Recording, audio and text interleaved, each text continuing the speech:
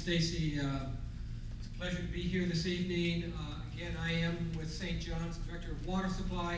Just as a review, we have an 18-county area. We have about 25% of the area of Florida. We also have 25% of the population of Florida.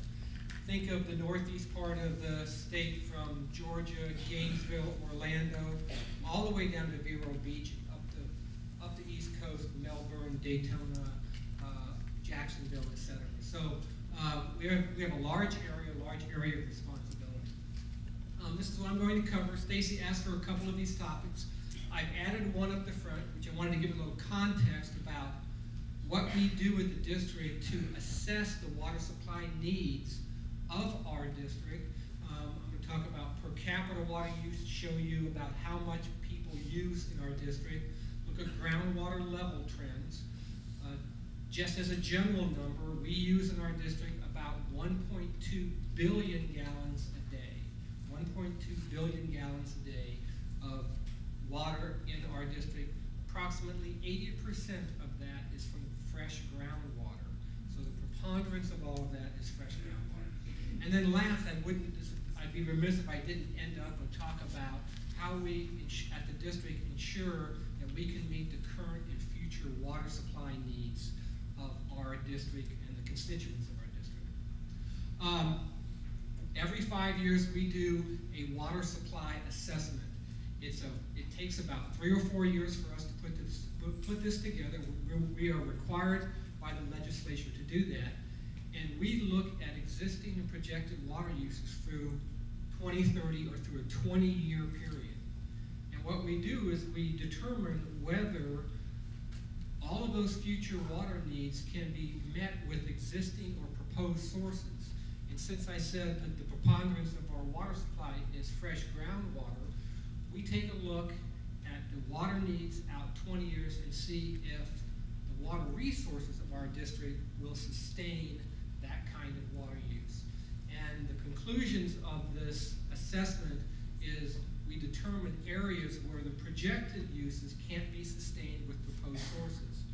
And I will tell you, in our district currently, over 50% of the district, particularly in the northern region and the central region, we have areas where we have concerns about meeting the future needs of the district and not having impacts to our water resource related ecosystems. Along with that assessment that we do every 5 years a water supply plan, a regional water supply plan. Again, a 20-year planning horizon. And so this assessment kind of identifies the issues. The plan provides solutions to those issues. It's a public process. Last time we conducted about 40 public meetings throughout the district. We have been in Gainesville numerous times, and we coordinate with water suppliers to be able to determine how are we going to meet the future water supply. And I look at water supply as kind of a microeconomic problem. We have both supply and demand, and our water supply plan addresses both of those. Stacy's in the water conservation business. That's on the supply side. If we can conserve water, we don't have to worry about meeting all that demand, so that's on the supply side. We also, in the district and in my group, we have programs to develop more water, let's say reservoirs, let's say possibly taking it out of desalination or surface water, so we work on the demand and the supply side. Again, this water supply assessment identifies the problems, and the water supply plan identifies solutions to that. So it's a very important process, and I feel very good about my group having the ability to do this planning, because long-term planning in water supply is critical. Why is the water supply plan important?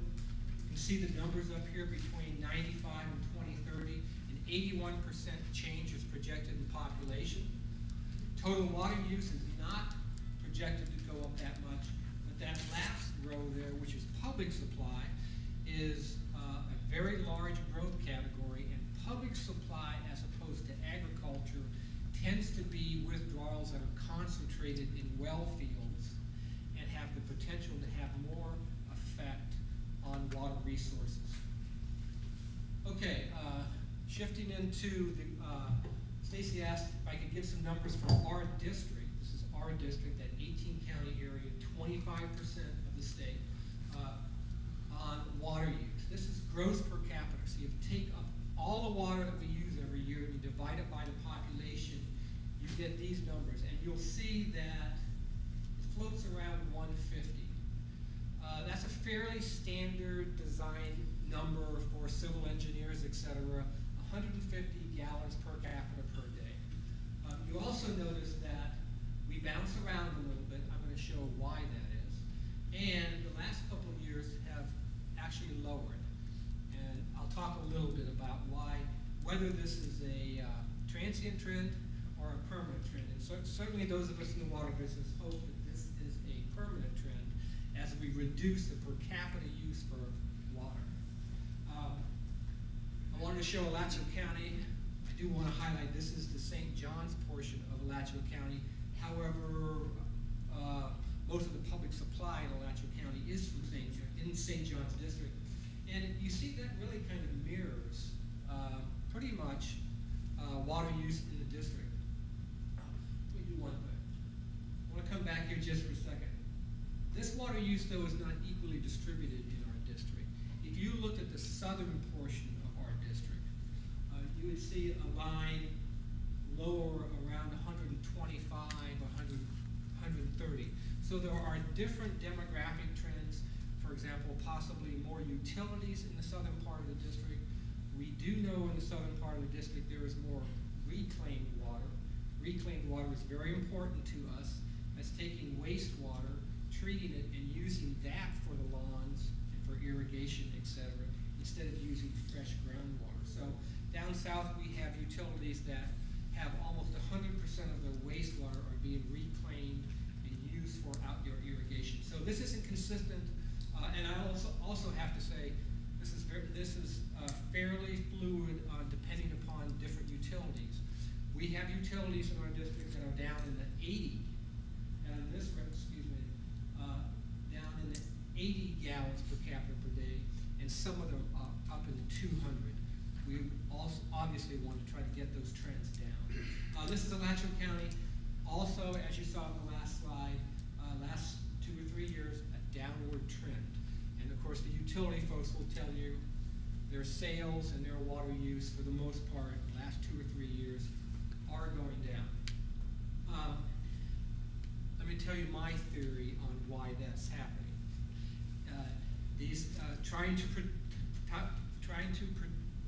explain water use is fairly complicated. One of the things that's very complicated is this, which is water use versus rainfall. There's a direct relationship between water use and rainfall. So, for example, let's look in 2000. That green line is the rainfall in 2000, which was about 30 or 35 inches district-wide. What you see is a very large water use in the district of about 1.5 billion gallons a day for that year. So there's an inverse relationship. When it rains a lot,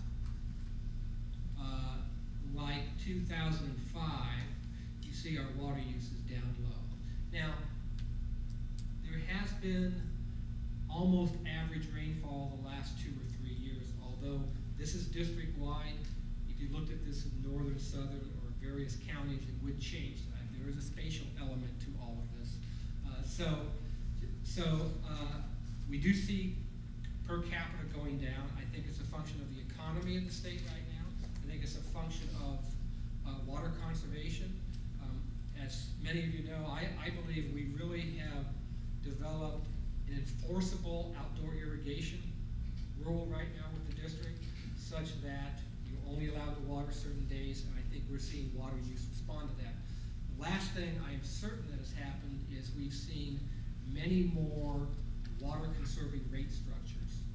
It's never been our intent, or the utilities' intent, in my view, for the base payers to try to make them pay a lot for their water.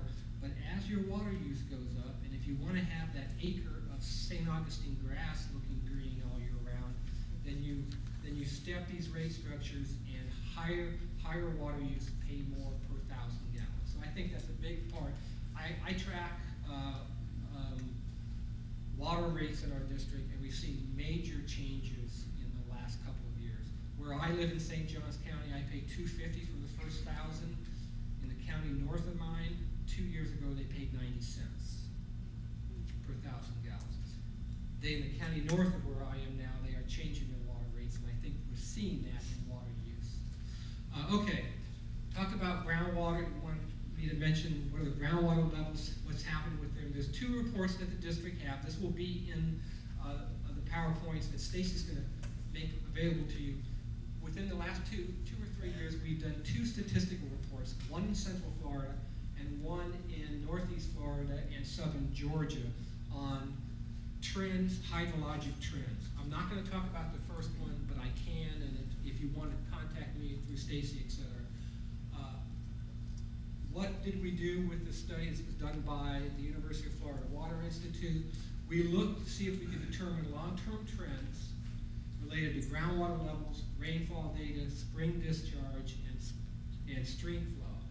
And just as a summary, of all of these sites that we looked at, almost 200, we saw decreasing trends in about 30 of those. Of that 30, 12 were in groundwater wells, Florida groundwater wells.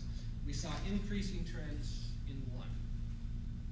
And we weren't able to discern trends in about 150 of those. So this study is available. It's on our website, and we can make it available to you. But I wanted to show you, what we came through with looking at this data over time. I talked about the 12 wells. They were primarily located in Georgia and Duval County, 1 in Keystone area.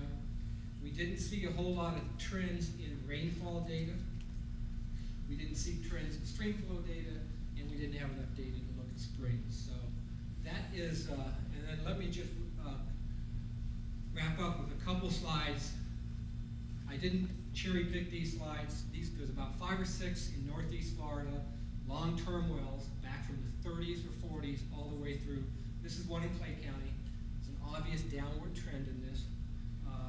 This is one in St. Johns County, obvious downward trend. These are some of our long-term groundwater monitoring wells. Let me just wrap up with my theme of how to ensure sustainable water supplies. These are kind of the elements of it. It's water conservation, minimum flows and levels. Those are those flows and levels that protect the natural systems in our ecosystem. We also provide projects to provide more water to customers and also water resource development. These are the tools that we use in water conservation. We have regulatory tools we put into permits. Utilities have to do certain things, and of course, most of them are doing them themselves now anyway. We have that landscape irrigation rule out right now. We have technical assistance, and some of you have seen some of the outreach. We're in schools and elementary schools. We have a lot of outreach coordinators that look at water conservation. We have a cost share program. We do spend a lot of money at the district to try to facilitate and help utilities and water users on water conservation, such things as utility customer data, new technology, etc. And then finally, my last slide is about we work with agriculture users and ensure that they're using the best practices for irrigation. We actually go out there, we provide for audits of farms and irrigators in the agricultural sector. So that concludes my portion. We'll have questions later. Thanks, Tom.